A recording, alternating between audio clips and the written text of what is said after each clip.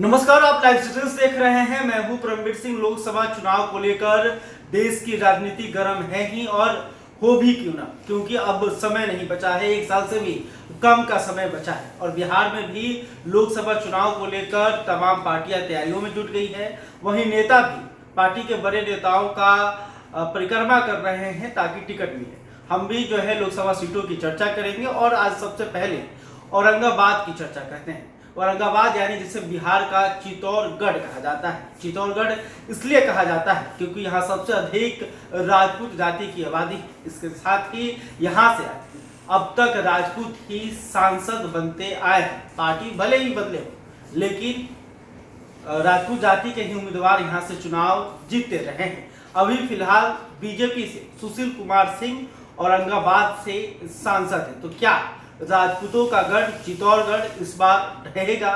क्या महागठबंधन जो कि अब इंडिया के स्वरूप में आ रही है वो यहाँ पर किसे चुनावी मैदान में उतारेगी? इसके अलावा यहाँ का समीकरण क्या कुछ करता है? पिछले चुनाव में किसे कितने वोट मिले थे, किस पार्टी को कितने प्रतिशत वोट मिले थे, 2014 की भी हम चर्चा करेंगे और आप आसानी से समझें, इसलिए पीछे जो है ग्राफिक के माध्यम से हम आपको समझाने की कोशिश करेंगे।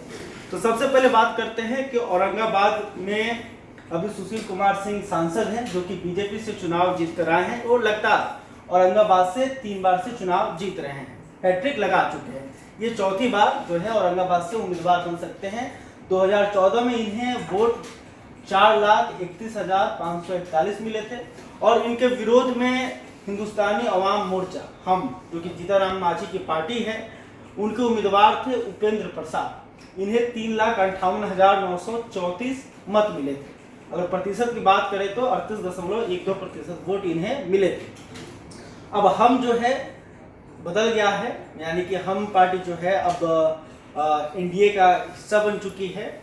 तो अब बात करते हैं 2019 में कि इन दोनों के अलावा किसे कितना वोट मिला था। तो सुशील कुमार सिंह को 4,31,541 वोट मिले थे जो कि 45.83% होता है। दूसरे नंबर पर हिंदुस्तानी अवाम मोर्चा के उपेंद्र प्रसाद थे जिन्हें 3,58,934 मत मिले थे।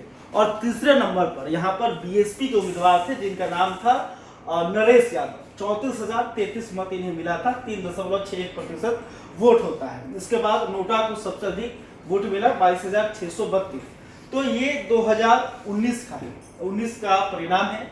2019 में महागठबंधन में नीतीश कुमार नहीं थे, बिहार एनडीए में नीतीश कुमार की पार्टी जदयू थी। तो अब ये जो चुनाव है 2024 में जो चुनाव होने वाला है ये काफ़ी अलग होने वाला है क्योंकि समीकरण पूरी तरह से बदल चुके हैं। महागठबंधन का स्वरूप बदल चुका है, नीतीश कुमार इसमें शामिल हो चुके हैं।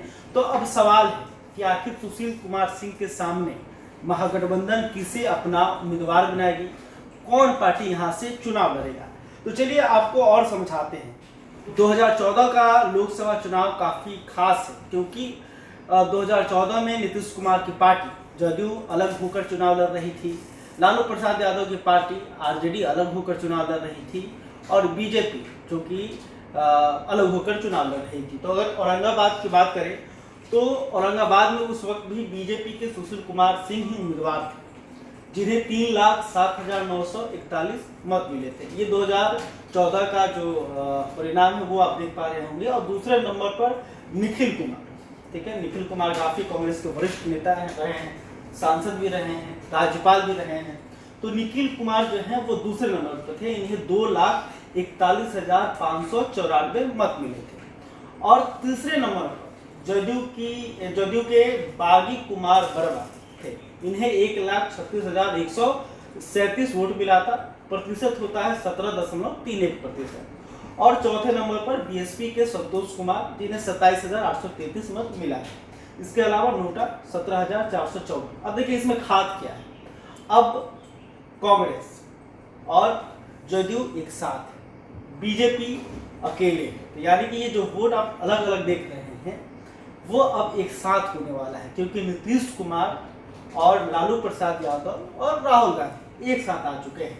तो अगर 2014 में सोचिए कि ये दोनों वोट एक साथ होता 2,41,000 और 1,36,000, तो कहीं ना कहीं बीजेपी 2014 में चुनाव हार सकती थी। तो महामुकाबला, टक्कर का मुकाबला इस 2024 के चुनाव में आपको देखने को मिल सकता है। और खास बात यह है कि बागी कुमार वर्मा कुशवाहा जाति से आते हैं, तो ये भी देखना होगा कि कुशवाहा जाति के जो वोटर जिनकी संख्या औरंगाबाद में अच्छी खासी है, वो क्या नीतीश कुमार के साथ जाते हैं, क्या महागठबंधन के उम्मीदवार को वोट देते हैं, ये देखने वाली बात होगी। अब इसके आगे हम चलते हैं कि अगर औरंगाबाद की बात करें कि औरंगाबाद में क्या कुछ स्थिति है, औरंगाबाद में कितने विधानसभा आते हैं, तो औरंगाबाद में कुल 6 विधानसभा आते हैं, जिनमें 3 विधानसभा औरंगाबाद जिले के हैं और 3 गया जिले के आते हैं। और औरंगाबाद में अगर बात करें कि कौन कौन से विधानसभा हैं, तो कुटुंबा जो कि एससी है, वहाँ राजेश कुमार जो कि कांग्रेस के विधायक हैं। इसके अलावा औरंगाबाद विधानसभा से आनंद शंकर सिंह जो कि कांग्रेस की ही विधायक हैं। फिर रफीगंज, ये भी औरंगाबाद का ही विधानसभा है, इस यहाँ से मोहम्मद नेहलुद्दीन जो कि आरजेडी के विधायक हैं। वही गया के गौरवा से विनय कुमार जो कि आरजेडी के विधायक हैं। इमामगंज गया से जीताराम मांझी खुद विधायक हैं। और टिकारी से अनिल कुमार, ये भी हम के ही विधायक है। यहाँ पर देखा जाए तो महागठबंधन का बोलबाला देखने को मिल रहा है, आरजेडी और कांग्रेस के अधिक विधायक हैं। हालांकि हिंदुस्तानी अवाम मोर्चा यानी कि हम के भी यहाँ पे 2 विधायक जीतकर आए हुए हैं। इसके अलावा अगर औरंगाबाद के जातीय समीकरण की बात करें कि औरंगाबाद में किस जाति का बोलबाला रहा है, तो पहले ही मैंने आपको बताया कि इसे चित्तौड़गढ़ कहा जाता है। चित्तौड़गढ़ इसलिए कहा जाता है कि यहाँ पे राजपूत जाति के वोटरों का संख्या जो है काफ़ी अधिक है और यहाँ से राजपूत उम्मीदवार ही चुनाव जीतते रहे हैं। और बड़े बड़े सत्येंद्र नारायण सिन्हा यहाँ से चुनाव जीते हैं, निखिल कुमार चुनाव जीते हैं, तो बड़े बड़े नेता जो हैं ये औरंगाबाद से जीतते आ रहे हैं। और यहाँ पर अगर जातियों की संख्या की बात करें तो सबसे पहले स्थान पर राजपूत जाति के वोटर आते हैं जिनकी संख्या अधिक है। इसके अलावा यादव की भी संख्या काफ़ी है, ये दूसरे नंबर पे है। और तीसरे नंबर पर अल्पसंख्यक समुदाय आता है, मुस्लिम जो है इनकी संख्या अधिक है। इसके अलावा चौथे नंबर पर कुशवाहा यानी कि लौकुश समीकरण जिसे नीतीश कुमार का वोट बैंक माना जाता है, तो यहाँ पर कुशवाहा जाति की वोटरों की संख्या भी बहुत अच्छी है।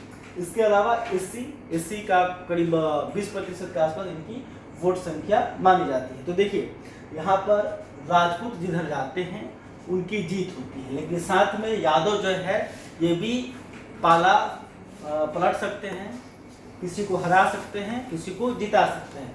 तो इस चुनाव में 2024 के चुनाव में यह देखना होगा कि आखिर सुशील कुमार सिंह के सामने कौन, क्योंकि बीजेपी कहीं ना कहीं सुशील कुमार सिंह पर ही भरोसा जताएगी, क्योंकि सुशील कुमार सिंह लगातार 3 बार से चुनाव जीतते आ रहे हैं। हालांकि पहले जदयू में थे, बाद में वो बीजेपी में आए और बीजेपी से 2 बार सांसद बन चुके हैं। तो अब सुशील कुमार सिंह के सामने महागठबंधन किसे उतारेगी, क्योंकि अभी महागठबंधन यानी कि इंडिया INDIA इसमें अभी सीट शेयरिंग का मामला फंसा हुआ है कि यह औरंगाबाद सीट से कौन सी पार्टी चुनाव लड़ेगी। क्या यहाँ से राजद अपना उम्मीदवार देगा या फिर कांग्रेस यहाँ से अपना उम्मीदवार देगा या फिर जदयू की तरफ से कोई पहलवान यहाँ से उतारा जाएगा, ये देखना होगा। अगर कांग्रेस की तरफ से अगर कांग्रेस के खाते में यह सीट जाती है तो कांग्रेस किसे उम्मीदवार बनाएगा, ये भी देखने वाली बात होगी, क्योंकि निखिल कुमार की चर्चा अभी भी हो रही है और हालांकि निखिल कुमार का उम्र भी हो गया है। तो ऐसे में कांग्रेस निखिल कुमार को ही चुनावी मैदान में उतारती है या फिर किसी और को टिकट मिलता है, ये खास बात होगी। देखिए तो 2024 के चुनाव में औरंगाबाद में क्या होने जा रहा है, क्योंकि लड़ाई जो है कांटे की होने जा रही है। 2014 के परिणाम को जब आपने देखा होगा, जदयू आरजेडी का अगर वोट बैंक एक साथ आ जाता है और बिखरता नहीं है, तो कहीं ना कहीं बीजेपी के लिए इस सीट को जीतना एक चैलेंज साबित हो सकता है। बहरहाल अभी तक आपने हमारे चैनल को सब्सक्राइब नहीं किया तो इस खबर को लेकर, इस वीडियो को लेकर आप क्या सोचते हैं कमेंट करके बता सकते हैं। वीडियो फेसबुक पर देख रहे हैं तो हमारे पेज को भी लाइक करें। बहुत बहुत धन्यवाद।